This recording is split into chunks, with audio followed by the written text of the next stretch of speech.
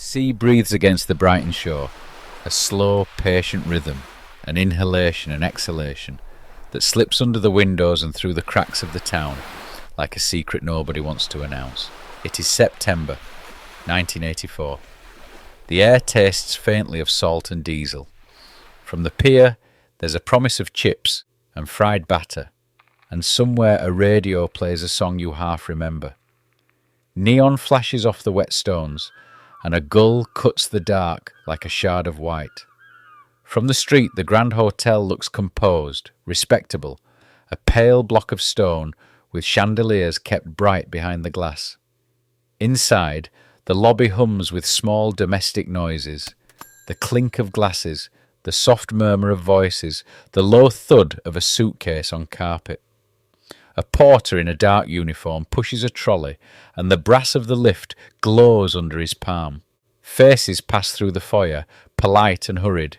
No one lingers to look up. At the desk a pen scratches across card. He signs slowly, each letter measured. Roy Walsh. He gives a London address, an invented line, and pays in cash for 3 nights. He asks for a high room, as if asking for a favour from a friend. The receptionist slides the key across the counter. Her smile is automatic, practiced. People sign their names here like small confessions.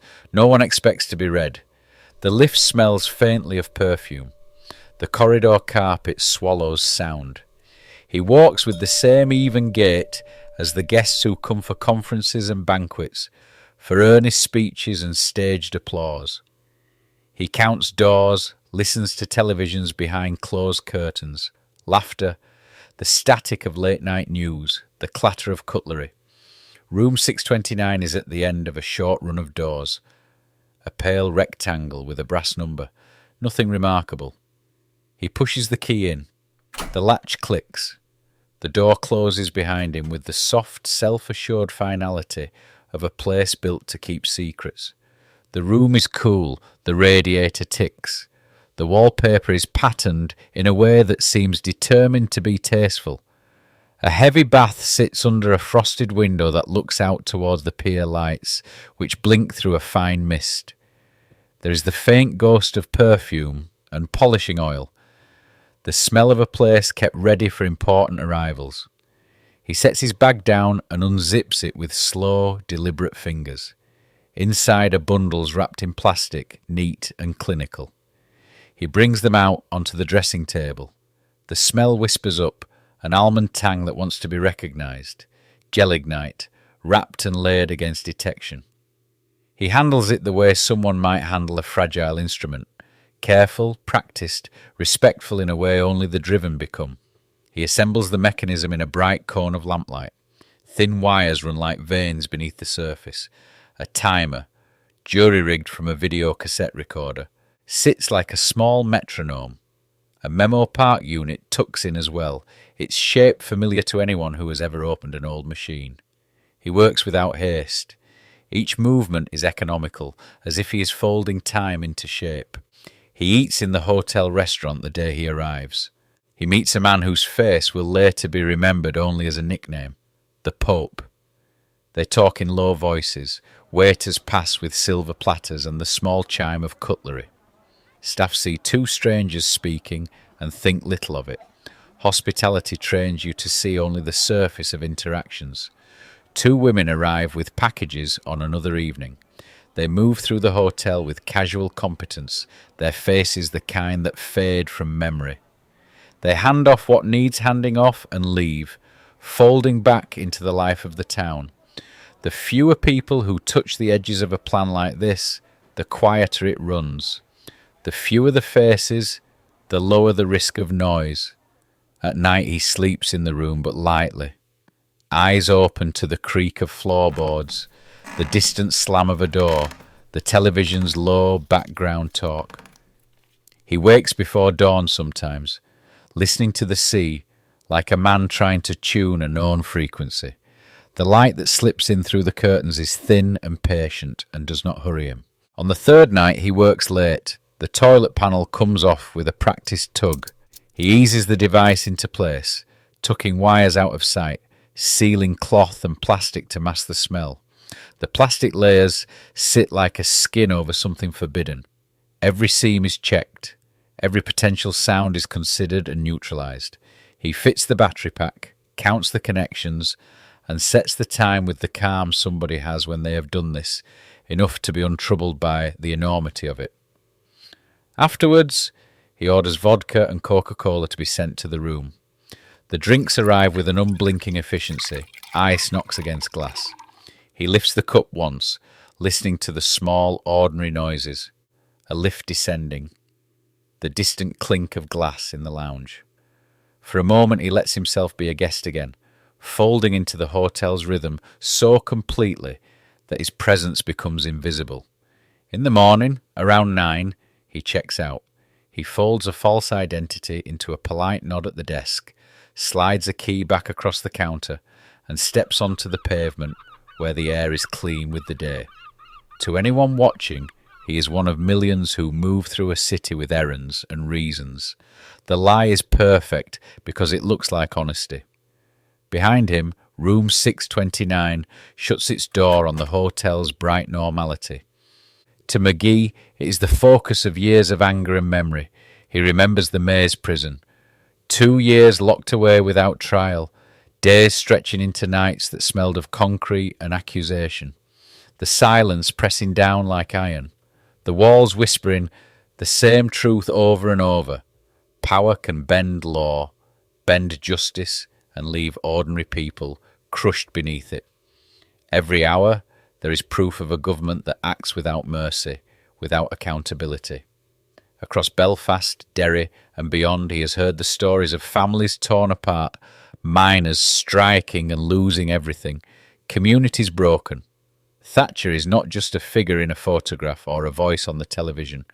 To Magee, she is the embodiment of what he has suffered, a living symbol of authority that he believes must be confronted. Every step he takes in this hotel, every careful motion in room 629, is measured against that purpose. Not for glory, not for fame, but for a message. Power can be challenged, even from a small room overlooking the indifferent sea. A single act can force the world to notice. Brighton wakes like any other town by the sea.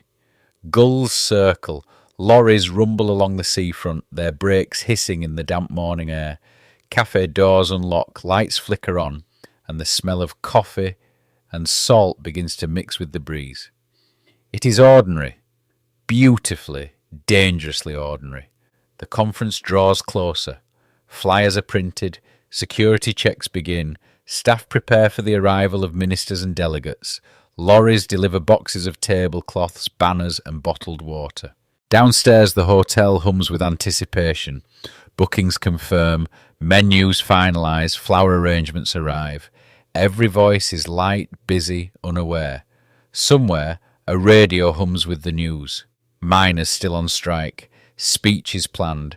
The Prime Minister expected to address the party faithful, and up on the 6th floor, under the faint scent of cleaning powder and polished chrome, the clock continues its invisible work. Then on the horizon the motorcades begin to appear. Black cars, police escorts. Security radios crackle with clipped instructions. The conference has arrived. The ministers are here. The Prime Minister will sleep in the Grand. And above her room, a few inches of tile and timber away, the silence keeps counting down. The seafront shimmers in early October light. Brighton is dressed for company. Flags whip in the wind. Bunting trembles above the promenade. Cars pull up outside the Grand in a steady rhythm. Black saloons, press vans, taxis with meters still ticking. Every few minutes a new name is checked in. Ministers, secretaries, journalists, security men in plain suits. By evening the hotel is full. Corridors echo with laughter and shoe leather, the clink of ice in glasses, the murmur of television sets tuned to the same news. Bodyguards check their watches. The Prime Minister is due tomorrow. The Grand Hotel hums with late-night energy. It's just after 2 in the morning. The conference is winding down. Speech is done. Interviews recorded. The bar is crowded with the few who linger. laughing, swaying slightly, the smell of whiskey and cigarette smoke thick in the air. Richard Whiteley leans against the polished counter, tie loosened, hair slightly mussed. He lifts his glass. To survive in another day, he laughs. His co-workers cheer and clink glasses. Someone tells a joke about a missing minister. Everyone groans, then laughs again.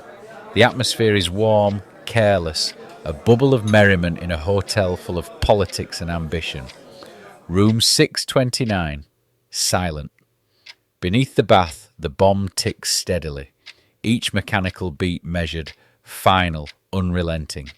Red LED blinking faintly beneath layers of plastic.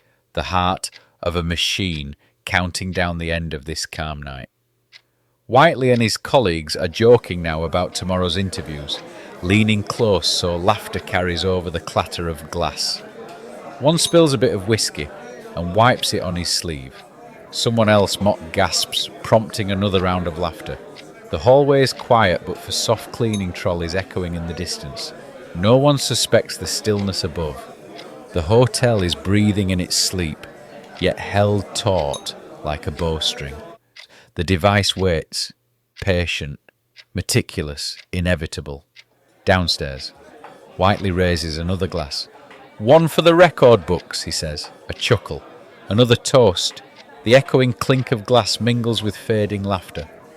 And then, a flash, a roar. The floor shakes, walls collapse inward. Glass shatters, rain of crystal and tile. The laughter cuts off mid-sentence. Screams rise, smoke floods the corridors, dust chokes the light, the bar, the tables, the laughing journalists, swallowed by chaos. Outside, alarms wail, thin, over the sound of falling masonry.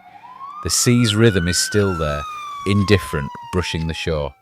Brighton is awake now, alive in horror. Room 629 beneath the bath, silence. The clock has stopped.